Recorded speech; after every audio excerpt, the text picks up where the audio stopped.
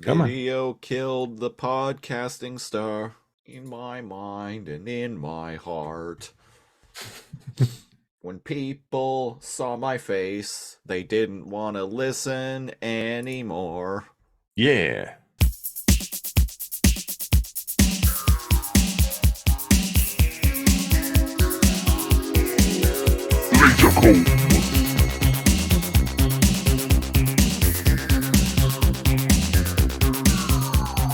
Good evening, men of the night.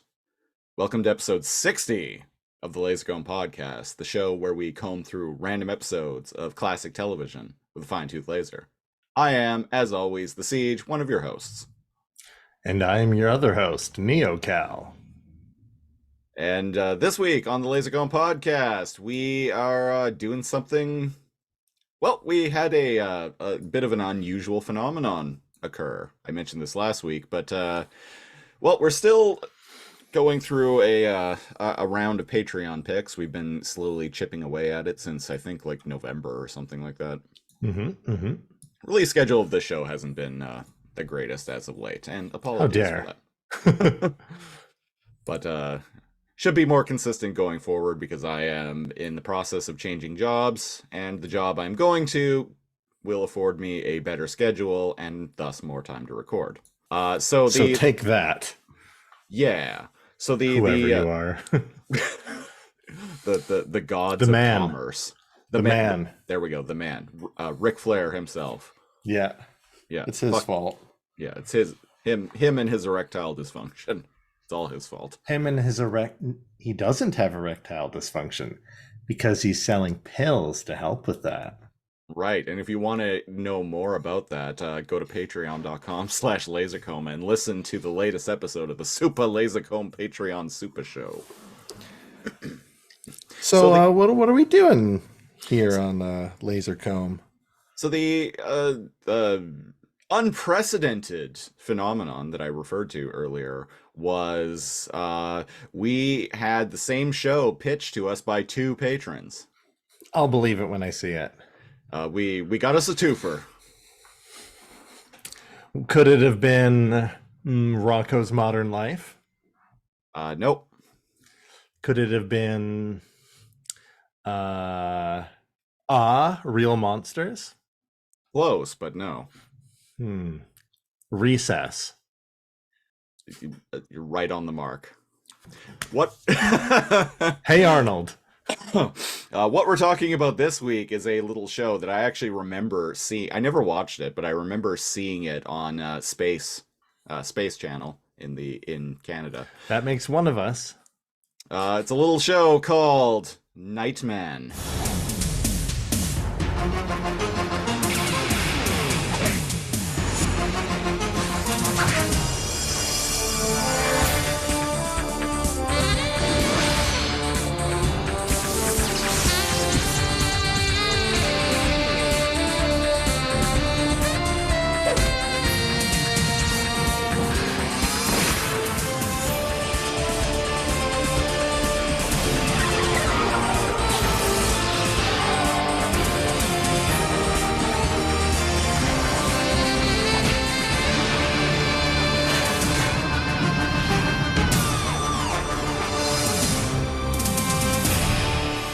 Yeah. Not the Nightman who fights the Dayman, unfortunately. Or Well, fortunately. I must have watched the wrong show then, because my background is doesn't match. Or does it? So the unprecedented thing that I was alluding to is yeah, this was pitched to us by two different patrons, Lewis and Daniel, new patron Daniel. So that's why I wanted to make a point of covering this because we've never had the same show pitched to us twice before. I know. No more special snowflakes. You're all starting to hive mind. We are talking about as always, I put this through the old random number generator, and once again, and this has happened before, we landed on the penultimate episode of the series, which is the 43rd episode overall, 43 out of 44, and the first episode of season 2, Nightwoman Returns, which originally aired on May 16th, 1999. So, Nightwoman Returns. Nightman is a show that was developed by Glenn A. Larson, the creator of Manimal. And It shows. Manimal himself, Simon McCorkindale, actually appears in the episode right before this. And I am still really busted up that that wasn't the episode that we landed on. I have a feeling that would have easily been the best episode of Nightman, possibly of Lasercomb podcast. Could be. Speaking of Manimal, I was looking at the data for our YouTube channel, which admittedly doesn't get a ton of traffic, but whatever. Those of you who like us like watching us, and That's we love you for it, and we love you for it. But for whatever reason, all of a sudden, the view count on the Manimal episode has exploded in like the past week. And usually that's odd because usually views start to slow down the longer it's been since a video's release. Right. So for the longest time on the Manimal video, we had like maybe like 70 views or something. But in the past week, it's up to like 1,600. And I'm like, who are you guys? What the fuck? Why now? Why Comment. That episode? Tell us why. How did people even find us? And like 1,600? Jesus. Also, for some reason, we had another spree of someone taking way too much time out of their day to like downvote like the last like 30 or so videos that we've uploaded. Every single one of them. Oh, they only had enough time for 30. Pathetic. Troll harder, bitch. I've always wondered the people that are like, oh, roll up their sleeves and they go through like a certain Reddit account of somebody that like disagreed with them. I've had that happen to me. And they go through and they go to all your comments, open them all in the individual threads, and then downvote manually downvote every single one of them. I don't understand the like. What have we done to warrant someone being willing to do that? I don't even care what we did. I just the type of mad man that has the time and the realistically, it's nothing to do with us. It's just like it's them being the kind of person that they are. Just like, man, like sometimes I don't even have like the energy to like get myself a glass of water, let alone like spending energy or even like hitting like or dislike, let alone like combing through and making an afternoon project of like clicking the thumb down on every single person's videos or like comments or whatever. It's rolling up the sleeves and getting out the Vaseline. Yeehaw! Time to show those libtards who's boss. Geez, I wonder who we could have offended. yeah, that's a good point. Oh, it's funny because I have an uncle that's a cross-country trucker. Yeah, and I always wondered if he'd like or dislike our trucker Rhinox voice and impression and caricature, if you will. Anyone listening that doesn't know what the hell I'm talking about, we talk a lot about robots in disguise on our other podcast. Yes, too much energon. Too much centric podcast. And you know what? This episode might have had too much night. Or let me rephrase that. Not enough night. Too much day. I have a feeling me and you don't share the same opinion.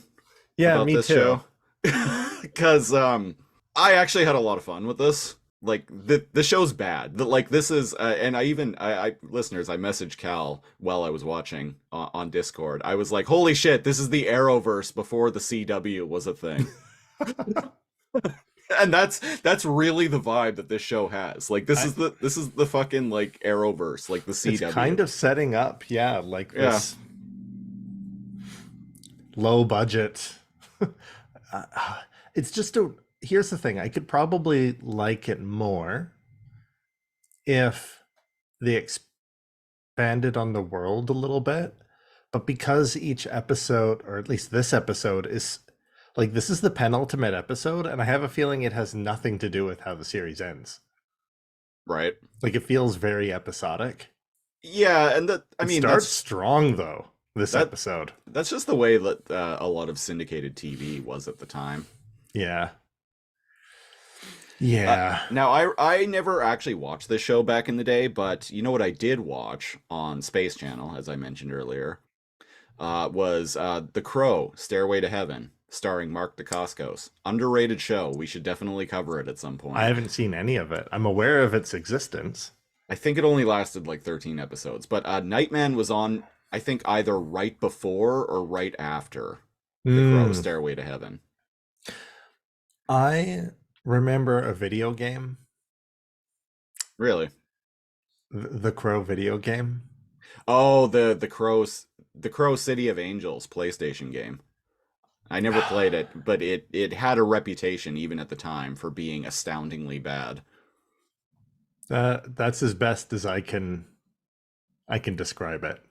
Astoundingly bad is like shockingly like bad. Like if the game was just buggy or broken, it would be one thing, but man, the Crow video game and the Beast Wars video game are like video game siblings. Have you ever played the Spawn PlayStation game? Spawn Didn't the even Eternal. know. No. Wait, the Eternal. That Spawn sounds. the Eternal, yeah. Speaking of really bad PS1 games, bad licensed PS1 games. It was a fighting game. It sort of. You would wander around a like not an open world, but like Uh-oh. zones basically. You would wander around a city. You would awkwardly run as Spawn, and like the way he ran was always like super awkward looking. It's The hilarious to me. whole You would game looks kind of super awkward. you would encounter enemies just like chilling out, and then it would the camera angle would switch to like a fighting game, like side view, like angle, and then it would turn into a fighting game, a very bad fighting game, I might add. But that was the only time Spawn had his cape and his chains was in fighting game mode, which always pissed me off. I'm like, I want to run around as Spawn and like flip my cape and like chains around just in the world. Like, let me like break a window with this shit. Well, that's kind of his thing. I'm actually surprised that he doesn't run around in the world with his cape in. So, what? He It would came just. out it came out the same year as the live action Spawn movie starring Michael Jai White, which I think that's underrated. I do too. I know it's raked over the coals, It's bad, but but it's fun bad. But yeah, much like Manimal, it's fun bad. But the Manimal yeah, episode we watched is kind of like good bad though. Like I would dare to say that might have been a good show at its time.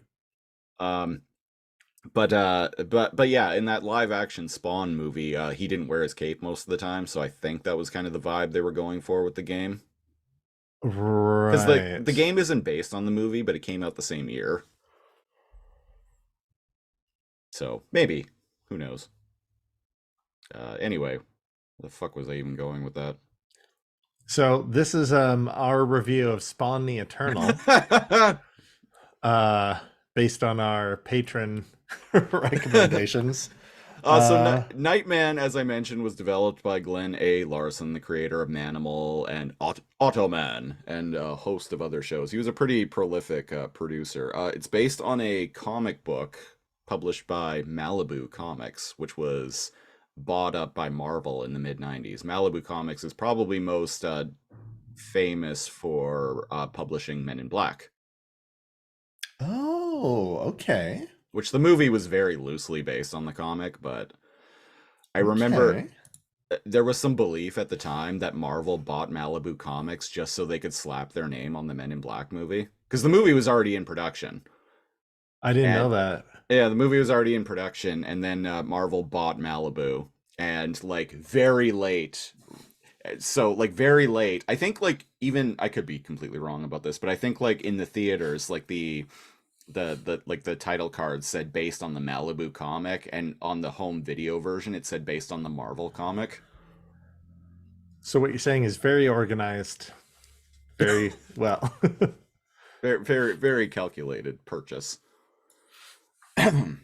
So yeah, we got Nightman. Pretend that I don't know what his powers are, except wearing an outfit and having a laser eye. What's Nightman all about? So Glenn or who I was gonna say Glenn A. Larson, but it's like this is based on a comic, but whatever. I'm just going with it. Glenn A. Larson clearly likes Batman and Superman. If you take Batman and Superman and some sweet saxophone skills, I was gonna say that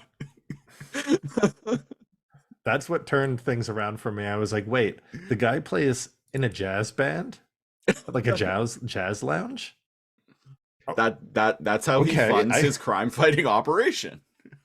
Yeah, making the big bucks, being a saxophone player. So yeah, he's some dude who at first I thought he has no powers and he just wears this suit that makes him That's what I thought. able to fly and like super strong and a fucking eye laser. But like at one point when he's not even wearing the suit, he apparently has spider sense because he gets this like Highlander type like flash They're premonitions. where he can like detect that like there are bad guys around. Right. So I'm like, Nightman powers? Question mark. The supernatural ability to hear the evil thoughts of those people around him. okay, so Glenn A. Larson also was a fan of the Shadow. Yeah, I was gonna say none of his powers do it. I mean, nothing's original nowadays. No. But what is his powers? He has to have different powers than just that.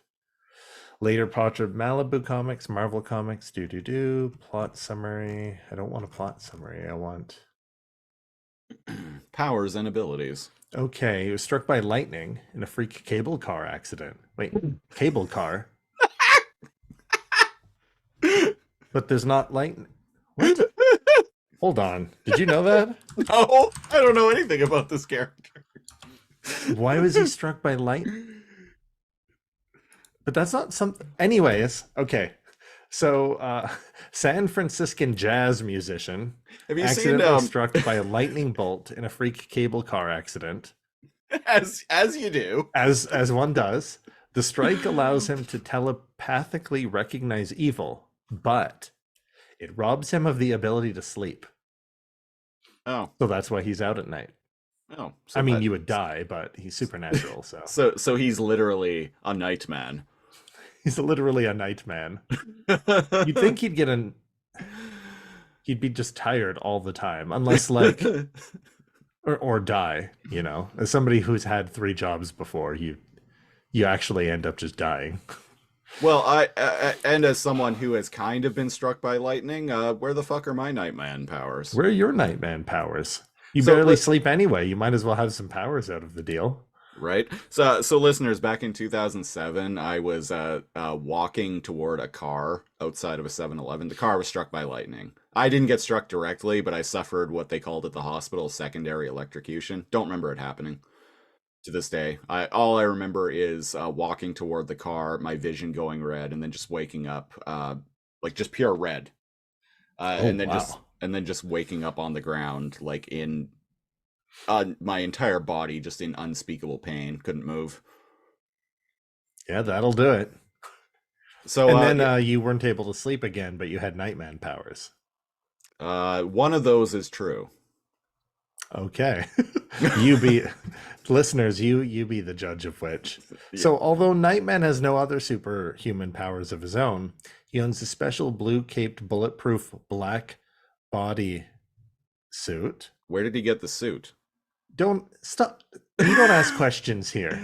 Okay, so so but the suit gives him the suit. You were right. The suit gives him most of his abilities. Okay, the suit is what gives him flight, his holographic camouflage style invisibility, and advanced sight functions, including laser eyes. So this is a fine example, and you see this in a lot of like indie like superheroes. This is a fine example of too many spices in the sauce. I was thinking that, like, do you want him to be Iron Man or Batman or the Shadow or Yeah, like pick a lane. Either have like give him like the lightning strike and like premonition powers, or give him the super suit. Don't do like both. the eye, the laser, the red lens over his left eye, gives him the ability to see in the dark as well as fire a laser beam. Mm. But like usually that power is given to somebody that lost an eye. So it's a Yeah, lot. yeah. It's a It's too lot. much. Like I said, too many spices in the sauce. But so I anyway, like to that his arch villain is a billionaire. It kind of flips the script on Batman, who fights like homeless, like muggers and who beats up like street level criminals and like drug addicts and people who drop the themselves Haagen-Dazs. people who themselves have probably just been are just a victim of Fucked by the circumstances. system, Yeah. fucked by over by Gotham's corruption. Batman's all about maintaining the status quo. Nightman is about breaking the I'm going status to use quo. my millions and beat the poor into submission. That batarang that I just lost, 50K. And I'm not wearing hockey pads. Hockey pads are too cheap for me. These are carbon steel, titanium alloy, NASA made space pants. grabs like a junkie by like the collar of his shirt. Guess how much this cost? $5,000. Try Wrong. 15 million, scum. Wrong. Busts his fucking orbital. Puts him in a coma. Yeah. Lifts another guy up and breaks his fucking back. I have one rule. I don't kill. Hits his hands together. Another job well done. World's smartest detective. World's richest good guy. But not with a Nope. gun. No powers, no problem. I don't use guns. But your car has like missiles and rockets. I don't use guns. And I Okay don't there, buddy. kill. Actually, the number of people that have died from like the concussions and like the aneurysms and like I don't blood have to clots you kill get. them, but I don't have to save them. I'm cutting off their health care. I can do that. I'm Batman. Batman's just an asshole that keeps everyone else poor so that nobody can stop his. Imagine he was just having fun and he was funding the corruption in Gotham so he could continue playing vigilante like games. It's basically like hit Bruce Wayne's version of like the most dangerous game. Yeah. Yeah. I suck the wealth from this city to force crime rates up so I can take him down and join the Justice League. Actually, that seems like something Batman would do if like Superman or the Justice League was corrupt and he needed to infiltrate the Justice League and get him to join them. I read DC Comics in the 2000s. Batman did actually go that level of insane for a while. Like legit. But we're not In the lead up to Infinite Crisis. Yeah, he kind of went fucking like uber paranoid and nuts. Yeah, he had a backup plan for every backup plan, just in case every single other person turned evil, including himself. Yep. Every other person in the Justice League like was mind controlled or a mirrorverse version of them. I was gonna showed up. say, or he encountered another version of himself that he had to take down. Which is cool, but he was a little bit unfriendly. The only good person in the entire world. Batman. Batman. Everyone else. Everyone else, not Batman. There can be only one. That's why. Have you seen Jet Li's The One? I had to go into all the other dimensions and kill myself so that I could be stronger. Okay, that movie is not good, but I fucking love it. I loved that movie so much. Maybe it was the age. I saw it when I saw it in came out. theaters. It came out in like 2001. I was 16. I saw it in theaters. I own the movie on Blu-ray, like to this day. Yeah, I have it on DVD. I Fuck, don't know. I should watch it. We should do a commentary track of that movie sometime There we go. Hell yeah. for Patreon. Oh god. Generation to kill each other. Let the bodies hit the floor. The soundtrack, movie dude. of its time. That movie is so of its time. And it begins with you know it's a different universe because you see on a TV President Al Gore. So the light dimension. We're in the dark dimension. They're in the light dimension. It's all Jet Li's fault. It's all Jet Li's fault for killing the other Jet Li's, including Jamaican Jet Li. People are like, what the fuck are they talking about? And black Jet Li. And gay Jet Li. And gay Jet Li. There was a gay Jet Li in that I mean, movie. killing the Nazi Jet Li was a good move. Or is the Nazi Jet Li the one that's going around killing the other Jet Li's? That's fascist Jet Li. Not to be confused with blonde Jet Li, which also exists in that Right, movie. there's a surfer dude, Jet Li. I want to meet that Jet Li. Blonde, The Jet like, Li of Hawaii. surfing? I want to meet the Jet Li of surfing. Can you imagine like the sick moves that he could do? Because okay, so folks, the plot of that movie is Jet Li. There's a multiverse. I think they say there's 126 or 127 of them There's a bunch of them. in total. They do say a specific number, and it's 100 and something. But yeah, so Jet Li figures out that one version of Jet Li is like an interdimensional cop, basically.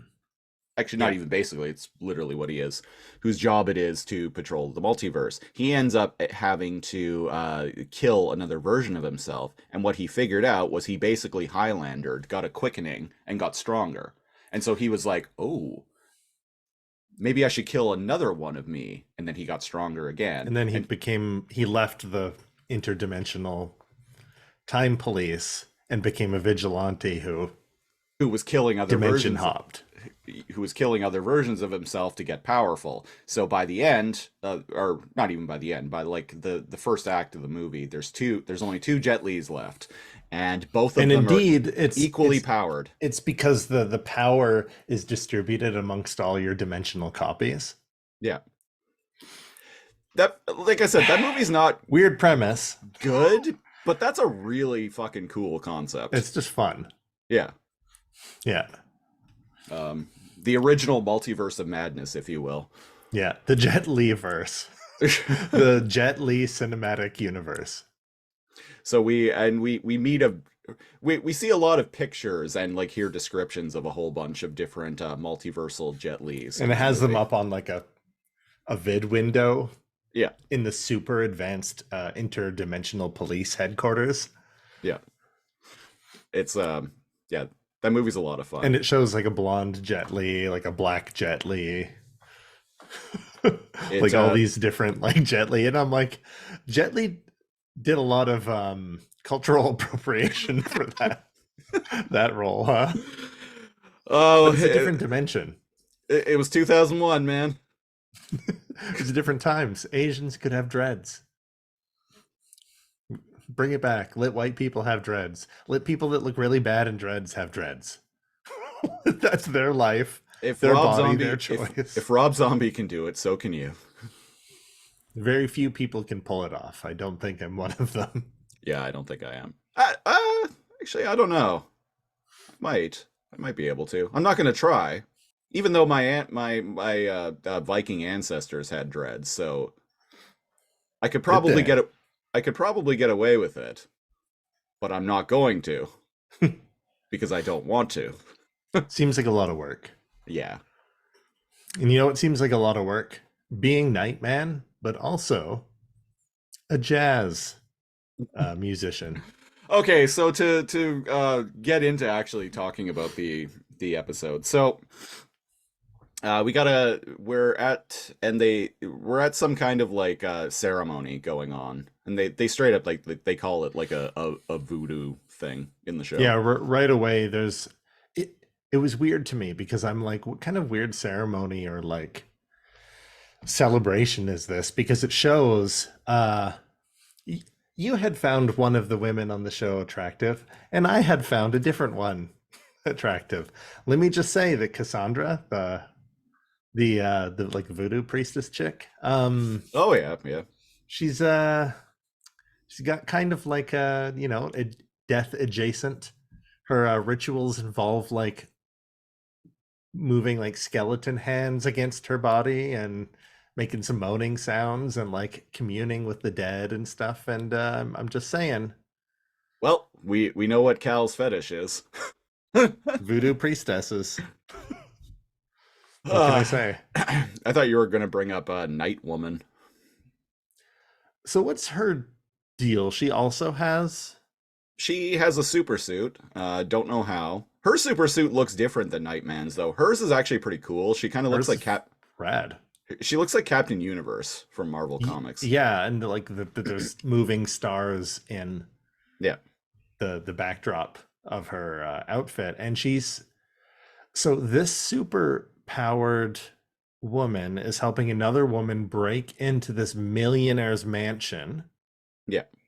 while in the backyard there is a voodoo priestess doing some ritual and dancing while everyone else, including a bunch of army dudes, are looking on with like stern, very serious expressions. So right away I'm like, what the fuck is going on here? And it starts strong. Like I love how this Well, opens. what the fuck is going on here indeed? Do we find out like who this guy Okay, so we got two chicks in cloaks. I originally thought they were like witches or something, honestly. Yeah, same. Like fighting You too? against like a different witch, Yeah, you right? Like too? stealing something. Yeah. But no, it turns out it's Night Woman, who again is in like a Captain Universe suit and has like a lightning gun. Yeah, she Maybe like she touches was something on behind. her wrist. Maybe she was behind the cable car accident. I'm just saying, she's got lightning powers. Those cable cars, man, they're they're a They're- menace. Think of how many superpowers they've given people over the years. So Night Woman and this other chick are in a cloak. They're breaking into a millionaire's mansion while this voodoo shit's going on. And it turns out one of the women, the woman who is not Night Woman, a woman of the day, if you will, Mhm. is I guess the wife of the millionaire who owns this mansion. X. Oh, The X. Okay. and we soon find out that what they're after inside the mansion is a baby. Yeah. And there's a few like workers, like there's a servant in there, and he's like, "Wait a second, you!" And then Night Woman like gives him the old shock, and he tumbles down the stairs, definitely not snapping his neck. And Night Woman turns to Mom Lady, and she's like, "Don't worry, he's just knocked unconscious." Whew. Because if the The lightning doesn't like stop their heart, the tumble down like the the like the 25 stairs, yeah, he's the fine. the network executives were like, "Whew, thank God." I was kind of worried there for a second. So now we've established that that doesn't kill people. So the other times throughout I just caught a fruit fly. The other times when it shows her shocking people, we can rest easy knowing that they're just being knocked unconscious. Lightning doesn't kill people. That's right, never. Light lightning gauntlets kill people. Oh shit. Yeah. People with lightning gauntlets kill people. Or turn them into Nightman. Or turn them into Nightman. I never asked for this. But also, I'm not giving it back. No takebacks. No takebacks, yeah. Which is weird because he could be Nightman even without being struck by lightning, but hey, whatever. Yeah, exactly. Like I was saying earlier, just Yeah. too many things going on with this character. Yeah, but he's got a strong jawline, damn it. So we end up finding out that there's military inside of the mansion, and they're like, "Oh, that's weird. Oh, quick!" And luckily, the lightning gauntlet is faster than any of these men can pull the trigger. And they end up stealing a baby, and there's like an alarm that goes off, and I right legit as thought the the alarm was like a pocket pager or something when I heard it. be doo, yeah, it's like a Yeah, I don't know why. I was like, is someone's like fucking beeper going off? yeah, Like, someone's like this, yeah. Rich people would this have was had a the beeper at the time. yeah, this was the era of people having beepers. And what Did the you ever have a beeper? ritual? No. I did, Oh, my believe it or aunt not. did. I did. My grandparents gave me one. Wow. Do they still do people have them? Like still Still? now? Probably not. I can't imagine why someone would. Yeah. And what ends up happening with the ritual is the priestess like has three nervous looking, shirtless for some reason, uh men near a fire as they all look scared and like trembling, and she like I mean, you saw the priestess. You'd be shirtless too. I wouldn't even be afraid if she like ran her, and she's got long nails, and she's kind of like got like an evil like there's a lot she's got going on that I'm into. I'm just And so saying. immediately here, like I think there's going to be some like Temple of Doom shit going on. Kaliman, she like pulls his heart out. No, she puts like yellow paint across his chest, and she's like, "This is the traitor you're looking for." So all these military are here, or rather, she is here at the base because I guess one of these. This is a dictator, Yeah. but a dictator that has a voodoo priestess that I mean, helps him. I mean that isn't that what every dictator needs? Yeah. Well, in this case, she's legit. So I assumed here that like the traitor, like he was the one who like sold out their location to Nightwoman and Baby Mama. Oh, I never even thought about that. Dictators just love finding like reasons to kill people. Right. And But that indeed, he says some villain bullshit a bit later on when he's all like, "Oh, like bring me all the men that have been on security duty so I can execute them myself." And I'm like, "Well, there's our first trope of the day. I'm bad, and I can prove that I'm bad because I'm going to kill my own men." And it's like, I thought he was going to say, "Get me all the men that were on guard and go out and look for her." right. Like, how far could they have gotten? No, no, let's kill them all. Not ask if they've seen anyone or what happened. Just kill them all. So it's like, I guess it didn't matter that your lightning gauntlet knocked the guards unconscious, Well, I guess we're gonna have to open up another hiring fair. right? Call up the school. We're gonna need to rent the gymnasium out again.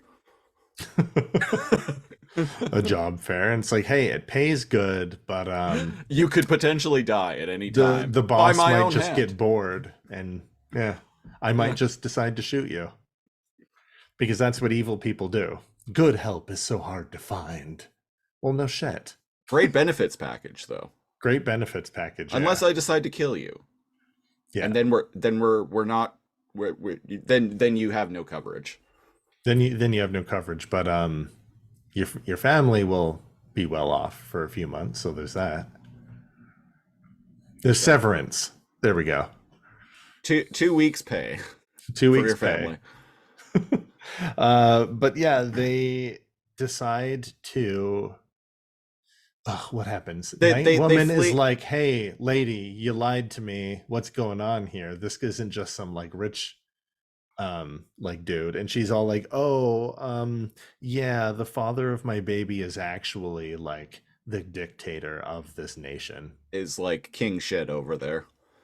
And Nightwoman's like, well, why didn't you tell me? And she's like, well, you wouldn't have helped me. And she's like, no, I would have, but I could have been more prepared. We're way out of our league. What are we going to do? I know a guy, you know? She literally says, "I know a guy," because Yeah. she's like, "Oh, we can't go to the police because like he has legal like custody over like the kid and blah blah blah, and he's like a big shot like billionaire dictator guy." And they're like, Speaking "Oh, we're not going to the police. Don't worry. I know a guy." speaking of the police, can we go to the police?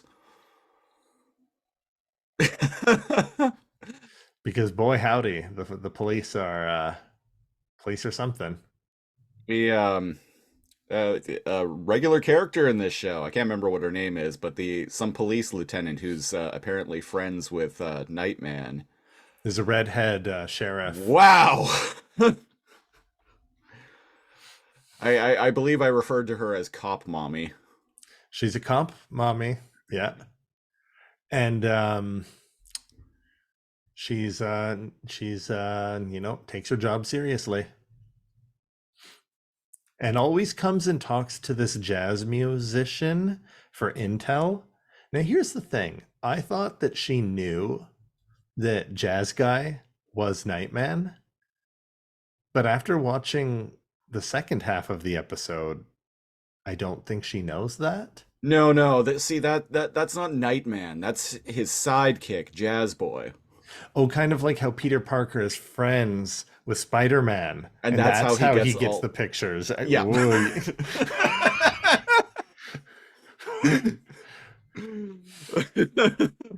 Yeah, so Jazzman is Nightman's best friend, Yeah. and that's how he gets the scoop on what's Yeah, going on. close personal friend. Jazz Boy is close personal friends with Nightman, and he's sworn to secrecy about And they who have the he same actually hair is. and jawline, Yeah, but they're same build and same voice, same voice, same eye color.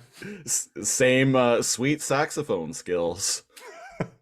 Yeah, Nightman's got to stop playing the saxophone out at night because it's making the link more and more obvious.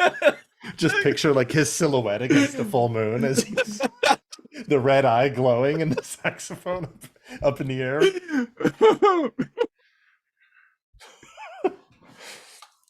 And that's the thing. That money shot would be like in the intro of the show. Right? And Nightman like PNG fades into view. We now return to Nightman. And the cape is billowing behind him.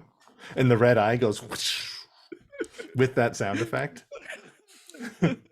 Yeah. So that could be like the cheetah roar in the Manimal Right. cutaway.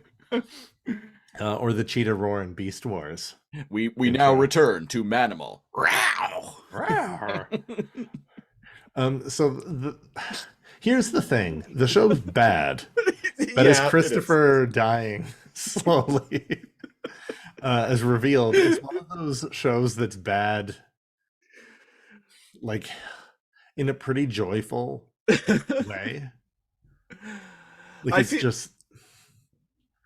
I feel like this was a lot of like syndicated TV at the time. Like you go back to it and it's fucking bad, but it's like kind of delightful in how bad it is. Exactly. And it's like people remember what they watch through the nostalgia goggles. Like, have you ever tried to go back and watch like Hercules or Xena? I'm sorry. Doesn't hold up. Not really great. Like, I'm like, what the heck? I don't remember it being bad. But like teenage me used to watch it with my mom, and that was like our show together, right? Even and I'm like, sure out there are people that like Nightman, but you cannot look me in the eye and tell me that there's anybody within the last decade that has watched it from front to back and been like, yeah, that's really good. Like 10 out of 10 television. No. I even go back to like Prestige. I've talked about this before, but I go back to like quote Prestige television that I liked when I was younger from like the early 2000s. And even that, I'm like, yeah, this is still really compelling, but like you said you recently bad. went back and watched The Shield and you're like, ooh, this yeah, like this isn't great. still like really compelling like television, but like going back to it, it's like it hasn't aged well at all. And this was like legit. This was a series that I called like my favorite show of all time for many years. The Shield? Yeah. Or Nightman. I leave that to your imagination, good sir. Yeah.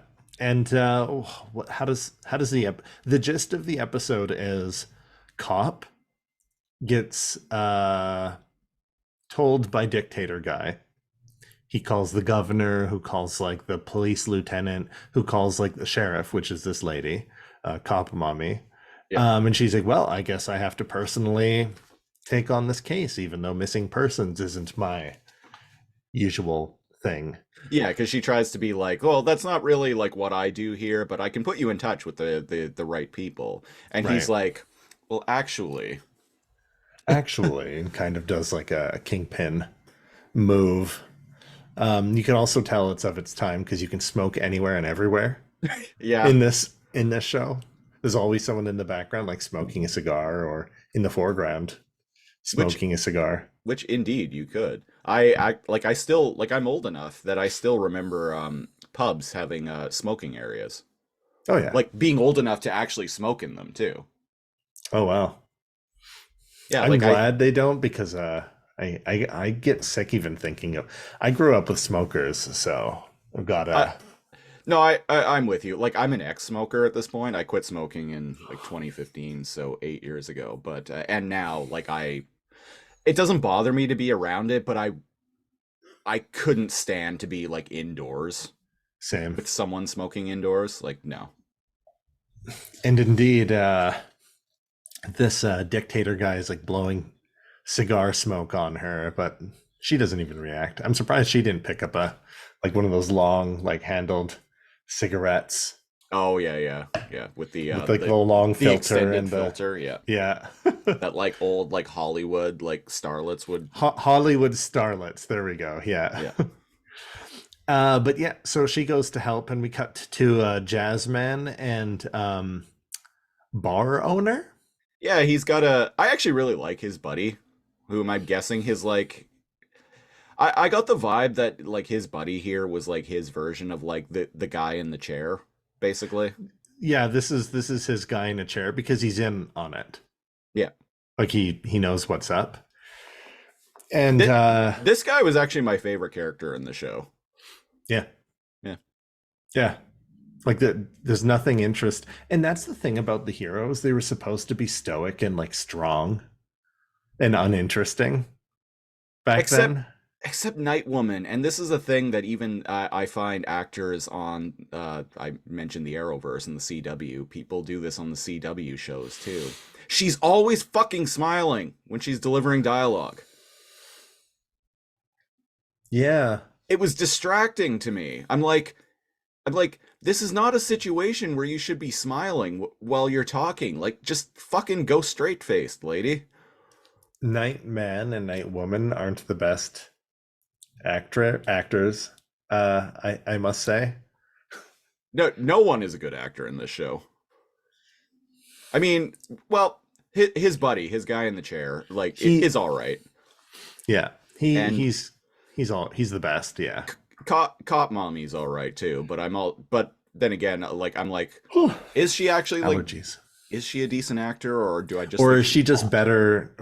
Or do I just think she's hot? All of the above. Yeah. So what ends up happening? They talk. He's it cuts to a scene where he's just beating up homeless people in an alley. Now, Yeah. can we? Like, I want to yada yada most of this because a lot of it's whatever. Why did they feel it pertinent to show him beating up a fat homeless dude and a little person? Because that's how we know he's a hero. Like, straight up. Were they just drinking in public, minding their own biz? It doesn't show us. He's just beating the shit out of these two like bums, but one of them is a little person, and I'm like, why? I mean, like all like hire albinos, hire like people with disabilities, hire little people, like whatever. But like, it just makes him seem like an asshole. He's beating the shit out of this like fat dude and this like little person, and I'm like, what's going on here? Like this like 250-pound like 6'4" like dude with like super armor and laser eyes that can like see in the dark is just like beating the shit out of these like two normal dudes, and it's like, what did they do? And you're not even bringing them to the police. You're just beating the fuck out of them, teaching them a lesson. The city is safer tonight The city's because of me. safer. And he lifts up the little person. He He suplexes. I swear, there's like some wrestling moves going on here. He like spins around and tosses the little person into a dumpster, and he's like, "The bigger they are, the harder they fall." I'm not even fucking kidding, by the way, listeners. And I'm like, are you saying he didn't fall very hard? Because he was. What's the joke there? He wasn't big. That was the little guy. Do you feel proud of yourself? Also, throwing him in a dumpster? So now he's going to get like tetanus? We accepted a lot of not okay shit in our superhero stuff of the past. I'm just saying. I think he's just bored. He's fucking beating up bums. Time to take out the trash. I wish he had said that, because then I would have guffawed. But no, he's like, the bigger they are, the harder they fall. And I'm like, but he wasn't big. You're supposed to say that when you... Okay, he's not good at puns. He tries, but that's not his strong point. He failed that course in superhero university. Yeah, he barely passed. He got like a C+. And his man, his teacher was Arnold too. Like, how do you go wrong there? Right? I told you to freeze. So anyway, now if he had said big things come in little packages, right? Hey, Nightman writers, here I am. Look, want to resurrect this show? Come and talk to us. Look no further than Laser Comb. We work cheap. Chat GPT will do most of the work for us. $5 on Patreon. All right. So what ends up happening is Nightwoman comes to Nightman. And here's one thing I like about Nightwoman. She doesn't beat around the bush. Right? She comes and talks to a bar manager. Bar manager and Nightman. And she's like, hi, this is my friend. Here's the gist of it. We kidnapped this baby. She does not have legal custody over. But that's because the dictator of this small island nation is the father. Mm-hmm. Oh, and he's coming probably to look for her. So look after this baby. So suddenly it becomes like 2.5 Men. No, not even. It becomes like what was that show with the baby? Three men and a baby. 3 Men and a Baby. Thank you. It becomes 3 Men and a Baby. Like actually, literally, and most of the episode lingers on that, and it's throwaway. Nothing happens. Shows the bar manager guy being like, I can babysit. 3 Men and a Baby. I'm an engineer. Oh, by the way, it implies that he made the armor. Because he's like, oh, I'm a military engineer. Oh, I didn't even pick up on that. Okay, so I just pieced it together. Okay, so he made Nightman's armor. Real quick, 3 Men and a Baby was one of the highest grossing movies the year it came out. I think it was 1988 or 87. What a different... when was this? 80... This episode aired in 99. This was 99? Yeah. Oh, this feels older than 99, my friend. But you're right, it does have that pre-CW totally, yeah, feel going into it. So what you're saying is the writer of this episode was a big fan of 3 Men and a Baby. Perhaps. I just think it's wild that film was one of the highest grossing movies at the box office the year it came out. I think it was like the 3rd highest grossing. The movie landscape was very different before the days of superheroes, folks. It was weird. And better, in my opinion. More diverse. So what ends up happening is Comp Mommy comes and visits Jazz Boy, and she's like, hey, you know anything about like this kidnapped baby? And he's like, no. As he's like cleaning his saxophone, because he just spends all day cleaning his equipment, waiting for like 9 p.m. to hit for that like jazz, like late night crowd to come into the bar. And she's like, are you sure you wouldn't lie to me? And he's all like, nope, never heard of a baby or a dictator from this island before. And she's like, huh, okay. And apparently is terrible at reading people. And she F's off. And the voodoo priestess comes along with the dictator and a bunch of like army guys to take matters into their own hands. And she does a bunch of ritualism and gives like has standing tantric sex with the skeleton and some other like chicken's feet and stuff like that and candles to determine that Yeah, the baby was that scene brought was to kind of the, weird. and it happens twice, three times. Once at the beginning, once when she's finding the bar, and like another time when she's cursing Nightman because she gets his hair. And how does she get his hair? She tells the dictator, she's like, oh, sometimes when you're trying to take on a powerful man, you don't attack his strengths, you attack the man. And he's like, the hell are you talking about, lady? And she's like, go back to sleep, and like curses him, and he just like turns. And apparently they were renting the same Airbnb, because I'm like, you're not in a hotel. Like, she's not in a hotel lobby. But I guess dictators just like rent an entire mansion when they when they travel.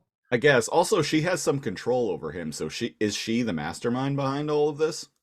We'll never know, because I Be- I kind of spaced out like 3/4 of the way through the episode. Is she the mastermind? Because if she can just control him, like she's got Jedi mind tricks. She tries to at actually. one point. She meets up with Jazz Oh, Boy. because they don't know about her yet. Yeah, And what she meant by like attack the man, not his like strengths, was like using her feminine wiles. and a love potion, which they straight up call it in the show. I thought she was just charming. Did she actually slip something in his drink?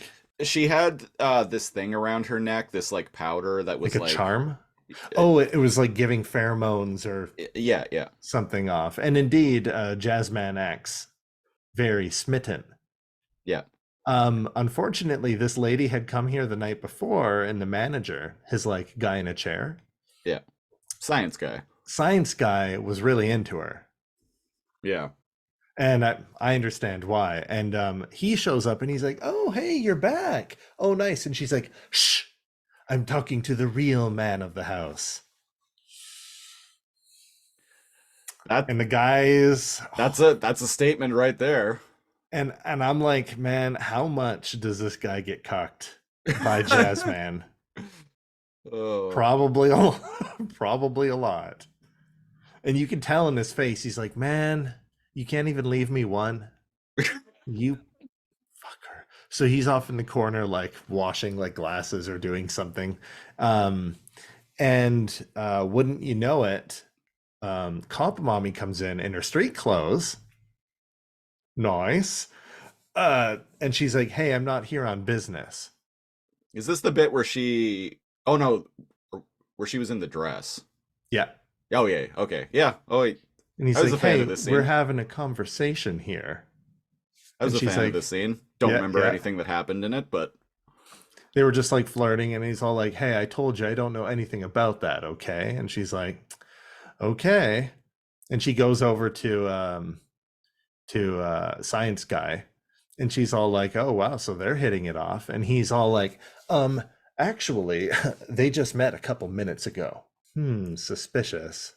And so Yeah, they get all puffy, and they're like, is there somewhere private we can discuss things? And he tells the science guy, hey, we'll be in my changing room. And I'm like, ooh, he's gonna be listening at the door. probably And fapping. probably, hopefully, maybe that's their dynamic. Like that's what they both like. No, okay, yeah, But like it's a that makes win-win. sense. Yeah. Like the other guy finds the chicks, brings them back to his hot jazz friend, and this is their mutually agreed upon relationship. And she's like massaging him, like holding on to her charm or whatever. Yes. And then after she leaves with the information she wants, they find out because Jazz Lady had put the mom in like a fever with her voodoo. I'm all over the place. There's a lot of just bleh, like whatever of the episode. But she comes back and she's like, hey, that was Cassandra. And they're like, oh shit, we got to tell Nightman that he's been bamboozled. And and they go to him and they're like, hey, that was Cassandra, not Amanda. And he's all like, don't worry about it, babe. I already knew that. I picked up on it with my Nightman senses. And they're like, what? really? You already knew? Really? We thought you were love potioned. And he's like, I only made her think I was love potioned. I'm too much of a man to be controlled. To be controlled. By a woman. And it's like, but we heard you having like sex in your change room. And he's all like, I was letting her think I was enjoying it. And Science Guy's like, you're having loud, like rough sex for a long time in there. Sometimes you gotta go the extra mile. Deep undercover, am I right? And they're like, okay, so you weren't tricked, so you were just getting information from her? And he's like, yeah, they're gonna like go and try to take blah blah blah so we need to like I move was getting safe houses. information from her, and I was also giving her a little something something, if you know what I mean. Let's just say she'll be back for more Nightman. Apparently he's voiced by Patrick Warburton all of a sudden. That you know what, that like this show having that kind of tone and just having Patrick Warburton as Nightman would be it up, way better. Would be amazing. I would watch a like relaunch of a TV series if Patrick Warburton was playing Nightman and they made it more hammy. Yeah. Because like here's the thing, we're making fun of it like this is hammy. It's not. It's worse than we're this show tries to play it straight. Painfully so. With college drama class like level of acting. There we go. Yeah, or high school. No, college drama class level of acting. And so like the acting is bad, but it's at least like competent. Yes, like, it's passable. Yeah. Like this isn't The Room here. No. Like it's not so bad where you wonder if it's satire. Right. Unfortunately. Oh, that sax boy's name was Johnny. I just remembered that. Oh, because yeah, every Johnny. time people kept being like delivering saying Johnny in like really like stilted ways, it kept making me think of The Room. And indeed, both the dictator and his men, as well as the police, end up going to their safe house. It's just the dude's apartment, and they're like, they're gone. They must have known we were onto them. So Cop Mommy's like, okay, so the dictator's taken things into his own hands, and Johnny lied to me, and they're moving like the baby around. At this point, I'm like, what's going on? Locations change. They're in a warehouse at some point. Nightman switches to Nightman mode finally. I completely lost the plot by this point. I'm like, what is even happening? Nightwoman finds Cassandra, and they actually have a superhero fight. Yeah. She goes and grabs the token that she's using to affect Nightman, because he's on his back in the street being like, because she's using voodoo powers. A voodoo doll. Yeah. She uses a voodoo doll a couple of times in this episode. Yeah. She had some hair from the mom. For baby, she has one for baby mama, and she has one for Nightman as well. Yeah, and so Nightwoman saves him by taking away the token, which I think is a picture of him from the newspaper, or that was to find him. A part of his cape, something like that. And they end up having a battle because she goes to gauntlet shock her, and lo and behold, she's a Sith Lord, Cassandra, because she like counters the lightning with like red like voodoo power. How do I not remember this at all? So you checked out more than I did, apparently. She literally has like red energy she shoots out of her hands, and she beats Nightwoman. Oh no. Yeah, I legit don't remember this at all. and then I don't remember what happened, but Nightman is fighting a bunch of the security for the dictator, and he laser eyes one of them. His laser, one guy tries to shoot him, and he does that thing where he like looks down, looks back at the guy that shot him, and keeps walking. And he shot a second time, and he looks down, So shakes his head, and keeps walking. So Nightman, even his suit, even further, like making the Batman connection, his suit is bulletproof. Like it proves it in this episode, and I'm like, shoot his mouth. There's a part of you can see his face. Yeah. Like, aren't you guys like the spec ops for a dictator? Can you not shoot a dude in the face that's walking slowly towards you in a straight line from like 6 feet away? No. In the 1993 film RoboCop 3, which listeners, I'm sure I've mentioned this before. Massive RoboCop fan. I didn't even know there was a third movie. RoboCop's legit one of my favorite movies of all time. I really like RoboCop 2 as well. I think it gets kind of a bad rap. RoboCop 3, fucking terrible movie. I must have blocked it from my mind. There is one point early on in the film where one of the bad guys is like, shoot him in the mouth, because his mouth is exposed. It's the only part of him. Part of him. It's the only part of. He's basically like a floating head on a robot body, essentially. But his nose and up is still armored. Yeah. Yeah, but his mouth is exposed. So terrible movie, but a villain in that. The only villain in any media in the history of cinema who is like that superhero with his mouth exposed. That's where you shoot.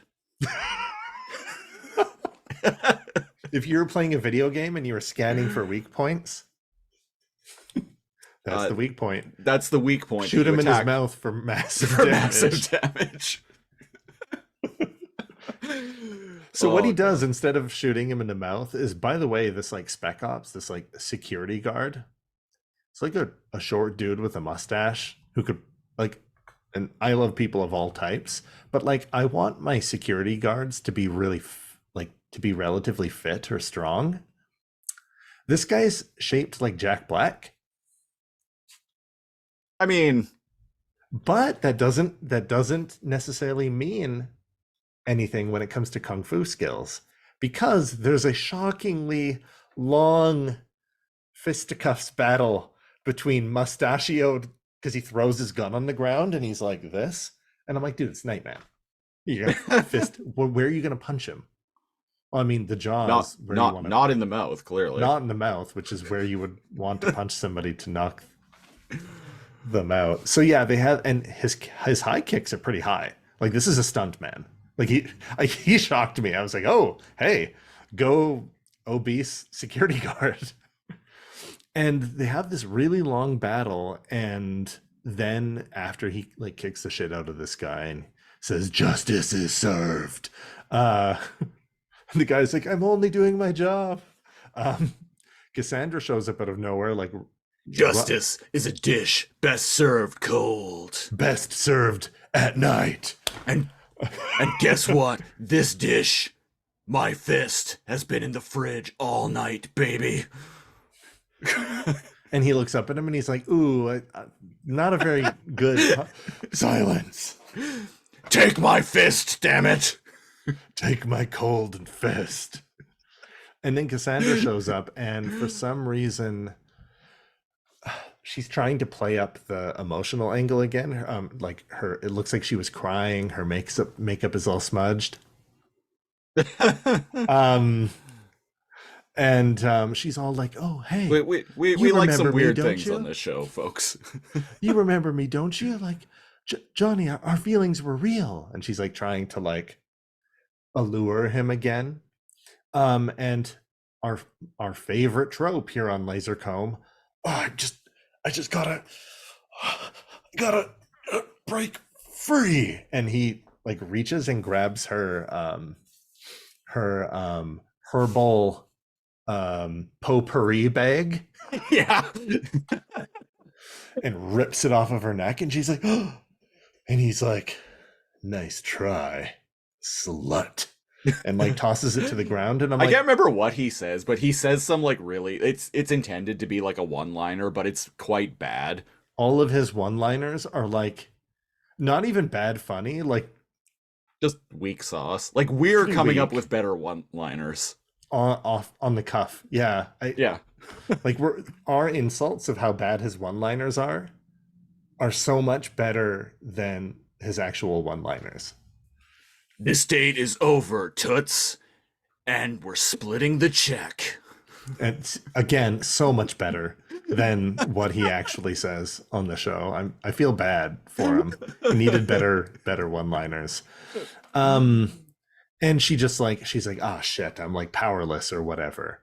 And so he runs off to go fight the rest of the goons or whatever. And I'm like, lady, you could shoot red lightning. Right? Would have you decided off screen that doesn't work on Nightman? Or hell, you didn't even remember she could do that. No. Did I have a fever dream and like imagine she had lightning powers? She does, I swear. So I can't remember how it wraps up. But Some bullshit happens. baby, some bullshit happens, and what ends up happening is the police help Nightman and they stop the dictator and his men and they export them, and legal mumbo jumbo, yada yada yada, they grant that woman asylum and give her custody, and just like real life, the billionaires lose. Yeah. And yeah, and that's it. Like the ending is so lackluster. I don't even remember what happened. oh, Ben. there's one point where like cop mommy finds out that Nightman is involved and she's like, "Oh, great. We have two sets of vigilantes now." Right. I don't know why that just popped. It's not really even really important, but then at the end, cop mommy is like, "Well, it's a good thing Nightman got involved after all," or some such shit. Or some such, yeah. And it's obvious. Oh, so Night Mommy is off duty and she's hanging out with science guy, bar owner. And she's all like, so they're, and she sees Night Woman come and she's like, hey, thanks for all your help. And she gives like Nightman like a hug. Oh, And Cop one Mommy, one Cop question. Mommy, one sec. Cop Okay. Mommy is like, okay, so is there anything going on there? And science guy's like, oh, no, don't worry. They've been like friends for a long time. So you're telling me there's a chance. Exactly. So there's some she's trying to get her foot in the door there. That's how it ends. Why doesn't Nightwoman wear a mask? Why does Nightman get a mask and not Nightwoman? Nightman only wears a mask because it has the laser eye. Okay. And it helps him see in the dark. But he's also hiding his identity too, because I mean, like, Cop Mommy doesn't know that Jazz Boy is Nightman, so he clearly has like a dual identity thing going on. Does she not? Does she use makeup? Does she? You know, she doesn't cover her. No, she doesn't wear a mask at all. And like in the opening scene when they were doing the whole She had a hood. Salem witch trial heist. I thought I was like, oh, okay, like she's just she's got her super suit on underneath, but she's like in disguise right now with the hood. But no, she doesn't wear a mask at all throughout Nope. the entire episode. She doesn't even change her hair. Just, No. Doesn't put glasses on or anything. I mean, yeah, I don't get it. She's part of like women relocation, like some protection agency, so maybe she's more international, so Oh, that's people right. might not She recognize her. Oh yeah, and Nightman at one point mentions that he's like, "Oh, you're not wearing your super suit," and she's like, "No, I had experimental like spinal reconstruction surgery." So I'm guessing she was given her super suit originally to help her walk.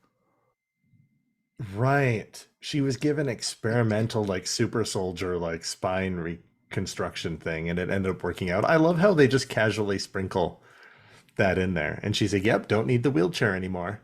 Yeah. I think it would have been more interesting to portray a character in a wheelchair and her super mode, they don't necessarily need it, or still you. I don't know. It's just all delivered in dialogue. Like we haven't watched the whole show, so. But yeah, they just kind of like yada yada yada Yeah. that part out. But yeah, I guess she's more international because she's helping people like get their babies back and stuff. Whereas he seems pretty local. Yeah, he seems to like basically be He Batman. beats up bums and is in beating San up homeless Francisco. people. Whereas like Oh, Nightwoman, Bay City. Nightwoman has like this organization that she's founded where she like helps women in crises, basically. She sounds like she gets a lot more fucking work done. She sounds like she should have her own show, and maybe Nightman should be the guest star. Yeah, when like you need like bums beaten up, she can call Nightman because Or- she has a power gauntlet. Or- It or just you- one shots people. or you need like a sweet saxophone solo. Yeah, and he's just in the background on a rooftop in the city skyline. I'm just imagining like a montage of like Nightwoman, like I don't know, she's just been defeated or something like that. And she's Any like last words? she's just been defeated, and like she's like walking home, and like she's like has her like suit partially open. She like sits down, like flops down in her chair, and like starts like to tear up because she's just so feeling so defeated. And there's like a saxophone like playing like during this montage, Slowly, and yeah, then in we the pan background. upward. We go out her window, and then we pan outward onto her rooftop, and there's just Nightman playing the sax in the moonlight. And he's doing that thing from the intro of what's that vampire movie, Lost Boys, Oh with the saxophone like player, and he's just on the rooftop like in his costume. Yeah, in his costume. There's Cop Mommy like, wow. I wonder. Fucking weird. It's a good thing Sax Boy and Nightman are two different people. So that way I can have a threesome with them both. Yeah. Oh God. Keep the mask on. But it's kind of weird. It has X-ray vision, and seeing your bones is shh. Keep it on. Oh. When he nuts, he like shoots laser. Ah.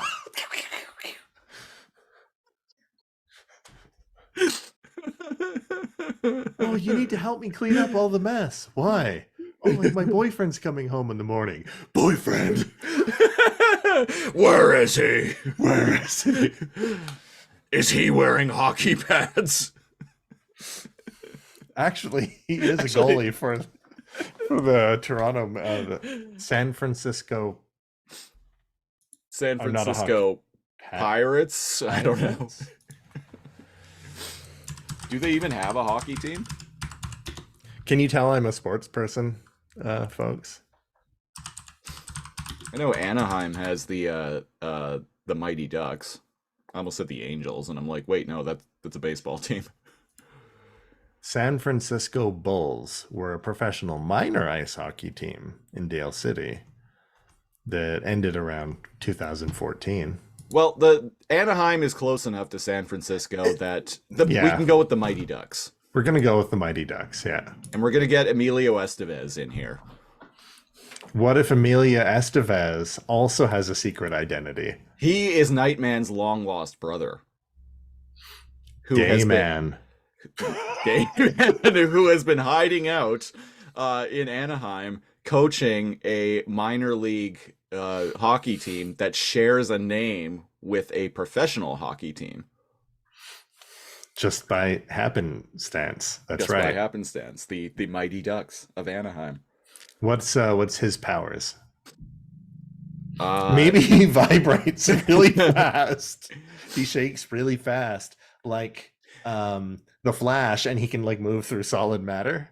he can ice skate on any surface, and doesn't need skates, so he can just like kind of like levitates Like slightly, wheelies. like slightly So he's above got the wheelies. ground. Yeah, slightly above the ground, and he just like skates on any surface. So he has And he shows up. skates. He He he has roller show skates. he shows up, and Nightman is like, you, and Emilio Estevez is like, the Iceman cometh, baby. Well, we just watched an episode of a random episode of Nightman on caught the penultimate episode of Nightman, very close to watching the Manimal guest appearance of Nightman. In all seriousness, though, even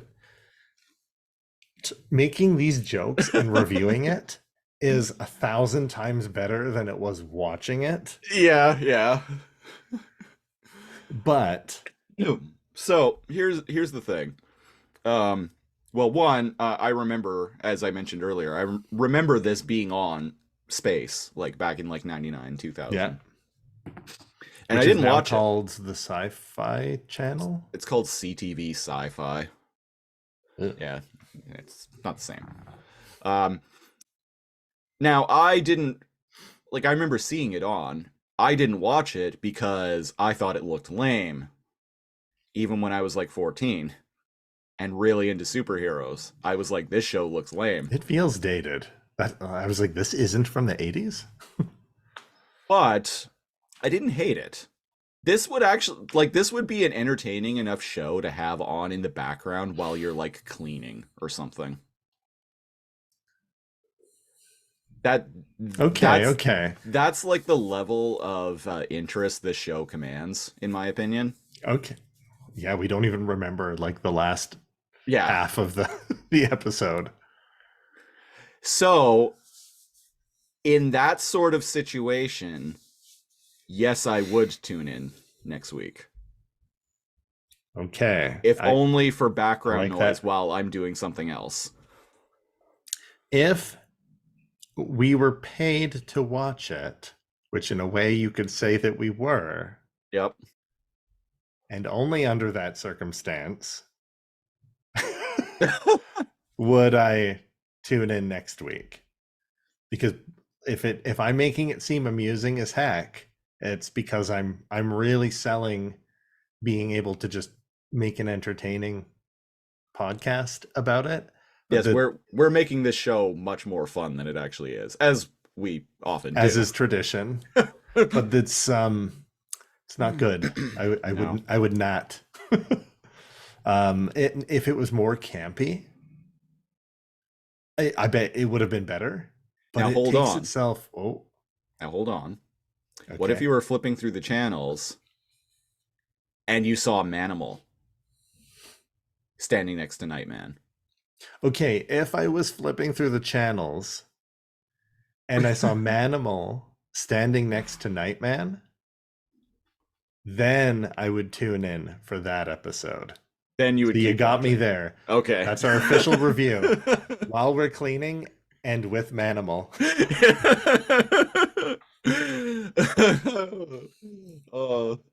This weirdly enough has actually been like one of the most fun episodes we've done in a long time, I think. It's because of the superhero genre itself.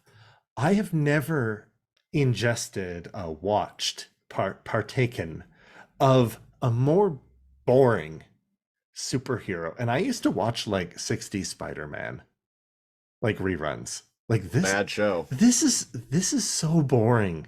It's not.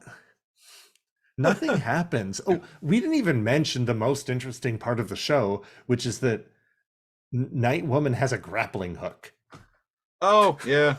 that she uses That's right. a couple times. She uses it a couple of times, but they and this is what I would like to refer to as the budgetary maneuver. Yeah. She shoots the grappling hook up. We see a shot of it like loop around something, and we see her like with the grappling hook coming out of her gauntlet, and then we cut away to her already on the rooftop that she was grappling up Yeah, to. it shows her attaching a carabiner and getting ready. and then the camera shows other things happening, like the guards coming to investigate, and then it shows her going as if she just swung down it, kind of like do a fake like landing, Right. just cutting right to that as she like runs off into like the forest. And I'm like, I see what you did there. Yep. It's a very obvious budgetary move. And I'm fine with that kind of thing. I love that. But yeah, that's been, I almost said Manimal. That's been Nightman slash, what did we talk about for like a long time? What The movie at the One. begining? The One, yeah. At this point, we've mentioned it so much that we're gonna have to do a commentary on Yeah, it. maybe because we're not really doing much too much energy on recording right now. Maybe we can do that next week. Yeah. Generation to kill each other. Movie fucking ends with him like on a prison planet with Last Resort by Papa Roach playing as he's fighting, literally fighting the world. Yeah, he's on a prison planet with the worst criminals of every, and I guess they all want to fight the guy with superpowers. Fucking guess. weird to me. And that's how it ends. What a oh man. What a weird fever dream. Both this episode and the one. I might actually throw The One on after we stop recording just to like refresh myself with it because I do, as I mentioned, I own it on Blu-ray. Yeah, legit. Let's actually do a commentary for it. All right, you got it. There So, you go, people listening that aren't on the Patreon. There, You want to hear us do commentary for Jet Li's The One? Go to patreon.com/lasercomb, LAZORCOMB. We're at the single $5 Gary tier. You can do that. You can hear us do commentary tracks. Also a bunch of other things. And much like Lewis and Daniel, you can pick a show for us to review a random episode of on this podcast, much like we did today. You also get an exclusive podcast called the Super Lasercomb Patreon Super Show. So, yeah, patreon.com/lasercomb. Follow me on Twitter. I am at Lasercomb, spelled the same way. Cal, you are at. And I am at NeoCal on Twitter and Le TikTok at and at Neo_Cal. NEO_KAL. I also want to plug a new show that we've just started. It's probably going to be a monthly podcast, but it's called The Commercial Zone. The first episode of that is out now. We talk about the 1980s McDonald's ad campaign known as Mac Tonight. The ad, the myth, the legend, the man himself, Mac Tonight. It was had a really, really good time recording, and I'm recording it, and I'm really proud of the job that we did with that podcast. Yeah, me too. So if this is your thing, or you made it to the end of this and it's not your thing, Commercial Zone is like a shorter, more concise, more researched, more precise take on like commercial campaigns or marketing imagery and that kind of thing. Yeah, And the deep dive is more focused. It's a different style. The Commercial Zone was me legitimately like making a stab at being like a documentarian. Mm-hmm. So, and I'm really happy with how it turned out. Yeah, me too. So go check that out. The Commercial Zone, available on any podcasting platform that you're listening to or watching this on. We're taking a little bit of a break from Patreon picks. This was a recent choice. We were going to continue with them, and we will get back to them. But we're gonna, at least probably for the next like few episodes. We're it was announced recently that in the end of March 2023, a Canadian television channel called Teletoon, which is a name that will stick out to anyone of a certain age, basically any Canadian under 40. Is going to have memories of Teletoon. Or people that had kids. So technically anybody of any age.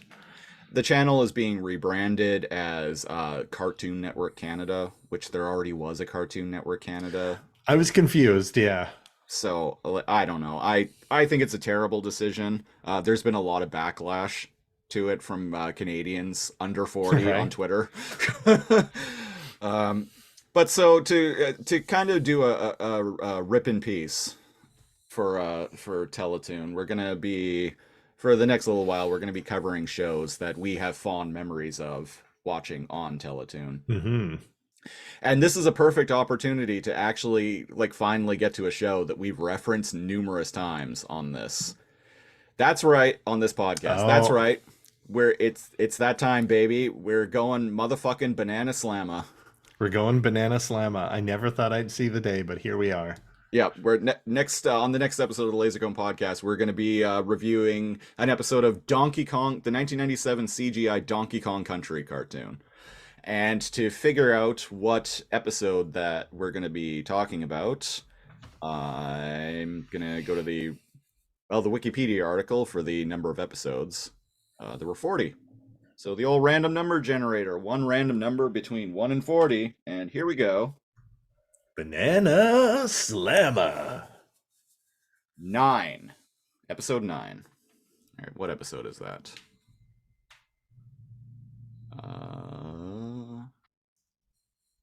Buried Treasure. Donkey Kong, Diddy, and Funky find a map, and soon everyone wants to get the implied treasure. They all go on a treasure hunt and fight to get it. Wow, that's a plot summary right there. Right? Was that written by a 7-year-old? You remember Candy Kong? Because if you don't, you will. I do actually because I've revisited this show in Oh, recent years, and the I reason see. why is because one of my favorite bands of all time, Ailstorm, on their 2020 album "Curse of the Crystal Coconut," features a song called Pirate Scorn, which is a cover of a song from an episode of this show that I remembered. I clued it. I remember this was early pandemic times. I remember I was standing in line to get into a Canadian Tire store and listening to the album for the first time. And I hear that tune. Do do do do do do do do do do do do do do do do do do do do. And I'm like I've heard this. And this was in 2020, and I hadn't watched this show since like 1998 or something like that. Right. And I'm like, I know this tune. Like, I got to figure out. I'm like, and I'm listening to the lyrics, and it's like the lyrics are like, when the coconut is mine, blah blah. And I'm like, coke. I'm like, it can't be. So I Google it, and I'm like, it fucking is that song from the Donkey Kong Country cartoon Amazing. Well, we know what song to play at the end of that episode. Oh yeah. Yeah. The Curse, their album was called The Curse of the Crystal Coconut. The Curse of the Crystal Coconut. And if you look at the cover of the album, and this actually wasn't something, this was something my former partner, pointed out. Because if you look at the cover, there are all sorts of like little homages to Donkey Kong Country, like enemies and whatnot. And like I didn't even clue in to that originally. I wonder if the whole album is, because I remember something about a crystal coconut in the animated show. Yeah. Oh yeah, totally. Yeah, Yeah. that was the MacGuffin that King Cruel was after. In that King show. K. Rool. Is it K. Rool or I guess we'll find out. I think they say cruel in the show, but I know it's spelled K. Rule. I've been lied. My childhood is a lie. Thanks, Obama. Thanks, Obama, for lying about Donkey Kong Country. Yeah. Thanks, thanks, thanks, liberals. I don't know. We're The going off liberal the rails. media's lying to you. The crystal coconut isn't real. Or Right. sorry, is real. Oh, it is. Oh, it is real. Okay. Right. Yeah. The Big Pharma has it, right? no. Biden's son's emails have it, Oh, okay. Hunter. It's in Hunter Biden's laptop. Right. Got it. Okay. It's all. and he it's had all emailed a copy of it to Hillary. yes to Clinton, and that's And the reason why Bernie didn't get wasn't chosen as the Democratic nominee was because he was going to try and uncover the whole thing. yeah, he was going to He was unravel. going to the blow whole the thing. lid open. Yep. And he was going to join forces with Trump. Sure, why not? Why not? Well, in one of the universes where one of us or both of us are hunting our copies of ourselves and getting more powerful, that's true. In one of the dimensions, that's true. I think out of the two of us, I'm probably the more likely person to like dimension hop and kill other versions of themselves for power. What would happen if you dimension hopped to kill other versions of yourself for power?